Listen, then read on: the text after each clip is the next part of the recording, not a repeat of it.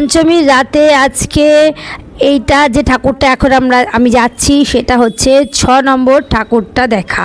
তো দেখো এই রোডের ওপরে এই ঠাকুরটা হচ্ছে বেশ সুন্দর করেছে, দেখতেই পাচ্ছ একদম ছোট্ট জায়গার মধ্যে রোডের ওপরে কিন্তু ঠাকুরটা কি সুন্দর করেছে। ব্যাকগ্রাউন্ডটা দেখো পুরো ব্লু এর মধ্যে একদম হলুদে এই যে সুন্দর সাজানো গোছানো, দেখে ভীষণই ভালো লাগছে।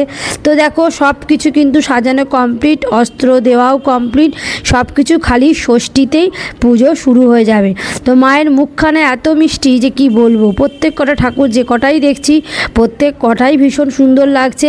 আর একদম দেখো মানে মা তার 4 সন্তানকে নিয়ে আমাদের সঙ্গে যে প্রতি বছর দেখা করতে আসেন, এইটাই আমাদের কাছে একটা বড় প্রাপ্তি। হাজারো ঝড় ঝাপটা এটা সেটা সহ্য করেও মা যে আমাদের আবারও বিভিন্ন রূপে এই ধরাধামে আমাদেরকে রক্ষা করতে চলে আসেন, এটাই আমাদের কাছে বড় পাওয়া।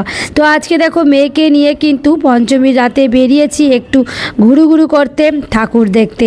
তো দেখো এই যে আমরাও কীরকম লাগছে বলো, সিম্পলভাবে সাজুগুজু করেছি। আর দেখো তোমরা তো জানোই আমার বর কলকাতা পুলিশে জব করে, তো সেখানে তারা আজকে কলকাতাতেও ভীষণভাবে টাফ ডিউটি করছে। আর আমি অগত্যা মেয়েকে নিয়ে বেরোনো, কারণ আমি যদি না নিয়ে যাই মেয়ের যেতে পারবে না, আর আমার একটা সঙ্গী হচ্ছে মেয়ে, ও না গেলে যেরকম আমারও বেরোনো হবে না, আর আমি না গেলে তো ওর হবেই না। তো চলো দুজনের পরিপূরক, তো চলো এখন এই আমাদের দুজনকে মজা করতে হবে, পুজো 4টে দিন কাটাতেই হবে। তো চলো এখন সারা রাত রাস্তা কিন্তু লাইটে ভর্তি।